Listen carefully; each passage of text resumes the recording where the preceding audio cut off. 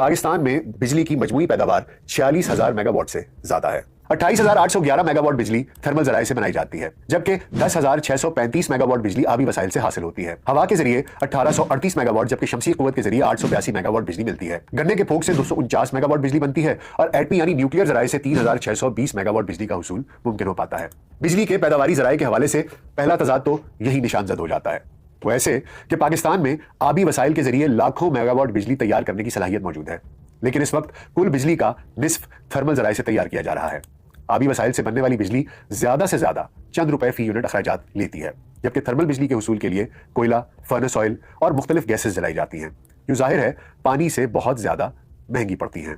फिर एक अहम बात और भी है, और वो ये कि पानी से बिजली बनाने से फ्यूल का खर्च सिफर रह जाता है, बल्कि मजीद ये कि जमीनों को आबपाशी के लिए नहरें और इंसानों को पीने के लिए बासानी पानी के वसाइल जाबजा हासिल हो जाते हैं। लेकिन फ्यूल्स के जलाने से फिजा की आलूदगी में बहुत ज्यादा इजाफा होता है और तरह तरह की बीमारियां पैदा होती रहती हैं। पानी से बिजली बनाने वाला इदारा वापडा यानी water and power development authority है, जबकि एटमी बिजली घर अलग अथॉरिटीज के तहत काम करते हैं। सोलर सिस्टम अपनी मदद आपके तहत लगाए जा रहे हैं और लगभग निस्फ बिजली तो निजी मिल्कियत बिजली घरों के जरिए फराहम होती है। और सच बात तो यह है कि यही निजी बिजली घर ही फसाद की असल जड़ है। बगौर समझा जाए तो पता चलता है कि जैसे ईस्ट इंडिया कंपनी ने तिजारत की राह से बगावत की समत अख्तियार करते हुए हिंदुस्तान के इक़्तिदार आला पर ही कब्जा जमा लिया था, तो इस वक्त निजी बिजली घरों के मालिकान ने भी कुछ ऐसी ही सूरत हाल पैदा कर रखी है कि मुल्क की मुआशी शहरक उनकी कड़ी गिरफ्त में है। पाकिस्तान में इस वक्त कमोबेश 42 निजी बिजली घर हैं, जिन्हें इंडिपेंडेंट पावर प्रोड्यूसर्स यानी IPPs कहा जाता है। ये सब IPPs थर्मल यूनिट्स हैं, यानी मुख्तलिफ फ्यूल्स के जरिए चलाए जाते हैं।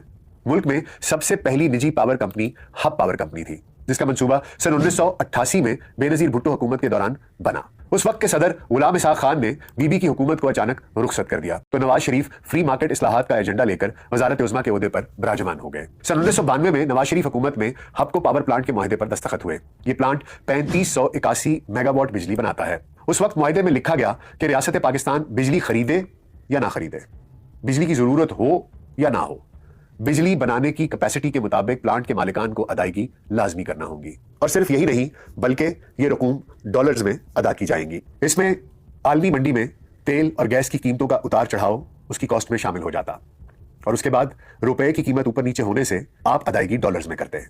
अवाम पर फी यूनिट बिजली का बोझ बढ़ता चला गया और इसके साथ साथ कैपेसिटी पेमेंट्स का वादा भी कर लिया गया। दीगर निजी पावर कंपनियों के साथ आइंदा अदवार में जो भी मुआहदे किए गए, उनमें भी यही जालिमाना शराइत आयद की जाती रही। अब इस वक्त हालत यह है कि सर्कुलर डेट, जिसे गर्दिशी कर्जा भी कहा जाता है, वो कई बार तो 2200 अरब रुपए तक जा पहुंचता है। और यह गर्दिशी कर्जा दरअसल निजी पावर प्लांट्स की इसी कैपेसिटी पेमेंट के नतीजे में वजूद में आता है ना कमाल की बात। अब बिजली इस्तेमाल करें या नहीं, वो बिजली बनाएं या नहीं, प्लांट का एक हिस्सा चले या कभी वो भी ना चले, मगर प्लांट्स की पैदावारी गुंजाइश के एतबार से रियासत के जरिए सारिफीन की जेबों से हर सूरत भारी से भारी रकूम जबरदस्ती वसूल कर ली जाएंगी। इस वक्त निजी पावर प्लांट्स के मालिकान में शरीफ खानदान, जरदारी खानदान, दाऊद खानदान, मियां मंशा खानदान और इन जैसे दीगर ताकतवर खानदान शामिल हैं, जो मुल्की वसाइल को दोनों हाथों और दोनों पांव से और हत्ता के मुंह और नाक के जरिए दिन रात लूट रहे हैं। एक जानिब सियासत तो दूसरी जानिब कारोबार। ये तजाद पाकिस्तान में देखने वाली और सहने वाली सिर्फ बेबस अवाम है, जो निहत्ती है और कुढ़ने और जलने और खुदकुशियां करने के अलावा और कुछ नहीं कर सकती। पाकिस्तान में बिजली की मजमूई पैदावार में पन बिजली का हिस्सा 28.6%, न्यूक्लियर का 18.6%, RLNG का 17.1%, कोयले का 16%, कुदरती गैस का 11% और फर्नेस ऑयल का 4% हिस्सा है। मुल्की जराये से हासिल करदा कोयले से बिजली की पैदावारी लागत 5 से 7 रुपए फी किलोवाट है, जबकि दरामदी कोयले से यही लागत 15 से 25 रुपए फी किलोवाट तक बढ़ जाती है। और हालत यह है कि थरकोल का प्रोजेक्ट 50 बरसों से इल्तवा का शिकार है। और अभी तो शुक्र यह है कि गुज़िश्ता हुकूमत तहरीक इंसाफ की जो थी, उसने बहुत जोर लगाकर निजी बिजली घरों के लिए डॉलर की कीमत को 160 रुपए पर फिक्स कर दिया था, जिससे गर्दिशी कर्जा कुछ कंट्रोल में है। वगरना जिस तरह डॉलर की कीमत 300 रुपए तक गई थी, गर्दिशी कर्जा भी कंट्रोल से बाहर हो जाता। अब इन हालात में कोई ऐसी अचंभे की बात नहीं है कि सबसे बड़े निजी power producer hub power company ने कहा है कि पाकिस्तान में बिजली का इस्तेमाल कम होता चला जा रहा है। इदारे ने यह पेशगोई भी की है कि बिजली की महंगाई के बायस फैक्ट्रीज और कारखाने बंद हो रहे हैं और सन 2024 में मुल्क में बिजली का इस्तेमाल मजीद कम हो जाने का अंदेशा है।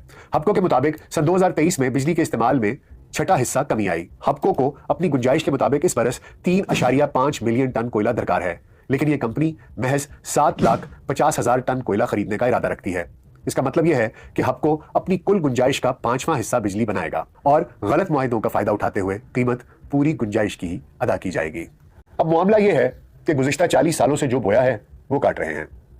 पॉलिसीज गलत बनाई गई। हर शख्स पाकिस्तान में अपनी ज़ात से आगे नहीं सोचता, चाहे उसका ताल्लुक, किसी भी मंसूबे का ताल्लुक पूरे मुल्क से हो, पूरे मुल्क की आवाम से हो, उसमें सिर्फ ये देखा जाता है कि मेरा फ़ायदा क्या है। यही वजह है कि इस किस्म के मुआहदे ड्राफ्ट होते हैं, जिनमें मुआहदा करने वालों का तो फ़ायदा ही फ़ायदा होता है, लेकिन आवाम का नुकसान होता है। अब अगर बिजली के बिलों की मारी आवाम सोलर पावर की तरफ आती है, तो खबरें गर्दिश करने लग जाती हैं कि सोलर एनर्जी पर भी टैक्स लगाया जाएगा। मतलब कभी कभी तो ऐसा लगता है कि लोगों के साथ शर्त लगी है कि तुम जिंदा रह के दिखाओ, हम तुम्हें इस मुल्क में जिंदा रहने नहीं देंगे।